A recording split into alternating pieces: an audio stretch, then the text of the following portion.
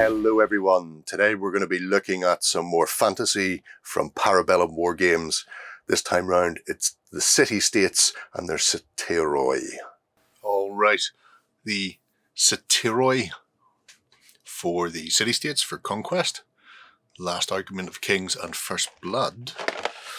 It is a dual kit, so even though we get the blurb about the Satyroi here, it also builds the Selinoi, depending on your preference, I suppose. Lovely old box. In it we have 2 cards for your gameplay, depending on what you're going to field, 3 sprues, and your instructions. I do that, and then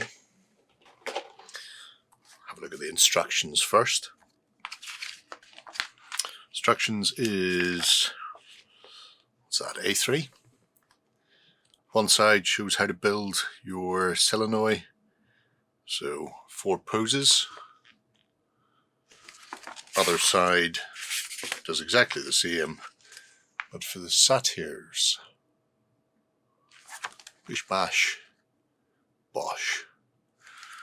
Also a little guide showing where the numbers are. This is good because it's easier to read some of the numbers on this than it is to read them off the sprue itself. Or at least I often find that to be the case. So what have we got then? All 3 sprues are identical. There is parts to make a champion for both units on here out of troop number 1 or pose number 1. Around the centre we have 5 shields, one of which is our champions with a bit more detail on it. We also have a variety of quivers, so 4 standard and then 1 fancy, again for the champion, and likewise we have this fancy glaive, I suppose it would be, for your champion. Not every part is together on the sprue, and by that I mean if you're after horn 56 and head 54, you may find they're in different places depending on how they've managed to fit the components onto the frame, so you may have to look around a little. It does, however, have the numbers inside the bodies, so you can see which one is pose 4, which one is pose 3, and then that way you can combine those separately. Arms are theoretically set according to the instructions for a specific pose. However, with the exception of the champion's arms that have a little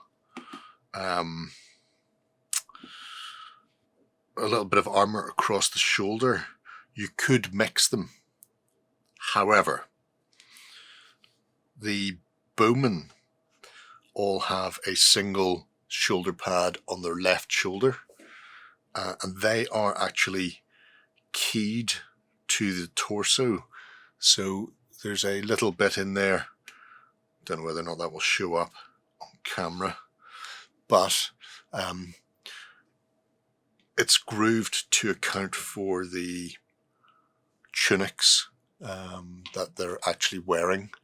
So if you do decide to swap arms around, you may find that the shoulder pad might not fit on. Some it will, and with enough glue it will fit on anyway, whether it wants to or not.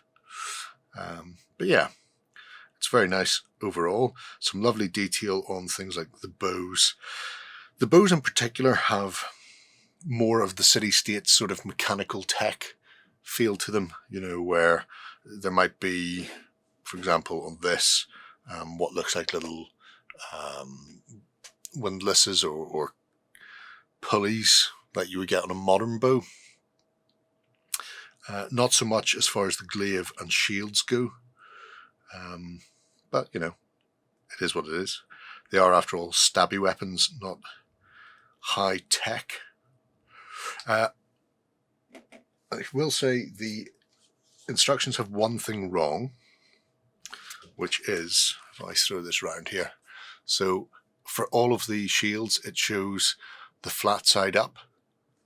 Now if I show you here, this is the flat side. The other side has detail, whether it's ropes coming across or cloth coming across or whatever. You cannot glue the arms on there. These are the front faces.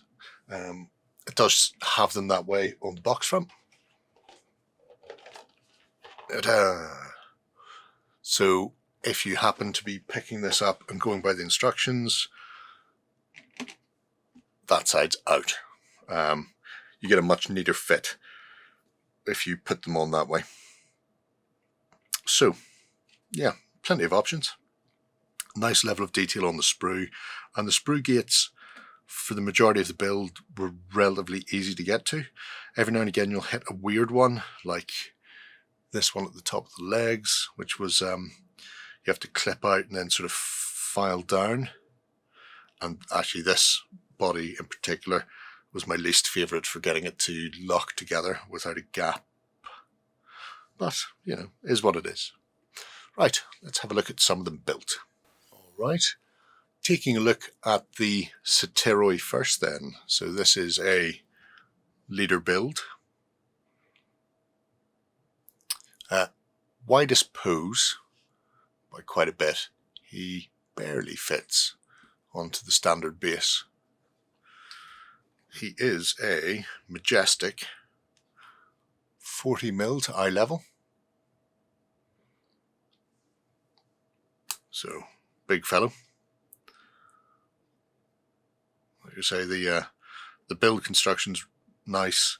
You will have a slight seam on some of the bodies where the torso joins, with a bit of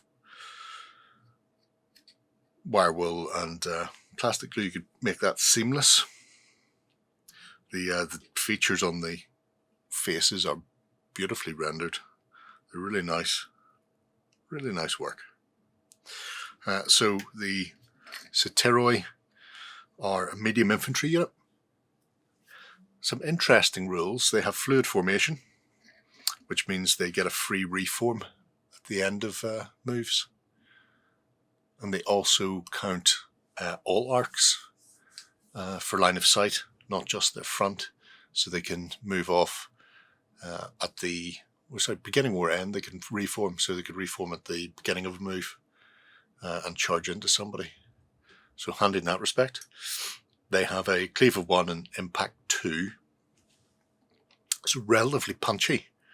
And then they have a couple of really nice rules for sort of late game medium infantry. First off, they have Opportunist, where they get to reroll failed hits in a clash if they're attacking the flank or rear of an opponent. And then the second rule they have is that when they arrive, they can choose any board edge except the opponent's reinforcement edge for coming on as a reinforcement. So they can deploy really out of left field where your opponent's not going to see, and then hit somebody in the flank, get that cleave, get the impact, get the rerolls on the hits. Really sturdy. 5 attacks per figure. It's a beefy set of feral fawns. As you can see, one running forward there as well. There's a bit of posability on the arms, so they don't all have to be positioned like this. However, when you come to rank up, you will want to check your positioning to make sure that they're not going to run afoul of anybody. So I pop those on. Let's go him into there, like that, perhaps. Sure, that works. So, tight little formation as they are. These come with the new style bases that have the recess for magnet, and also countersink in there, which is good. Even without a magnet, it locks them a bit more securely when you're moving them around. Now, the Selinoi. So, same figures again, but this time these are light infantry. So, skirmishing archers to a certain extent. Alas, they don't have fluid formation, which is a shame, because having the option to fire in any direction is great. However, they do have loose formation, so when they perform a volley action against a regiment, when somebody is shooting at them with a volley action, they halve the barrage value, so trickier to hit them, and spells only do half the number of hits as well, which is cool.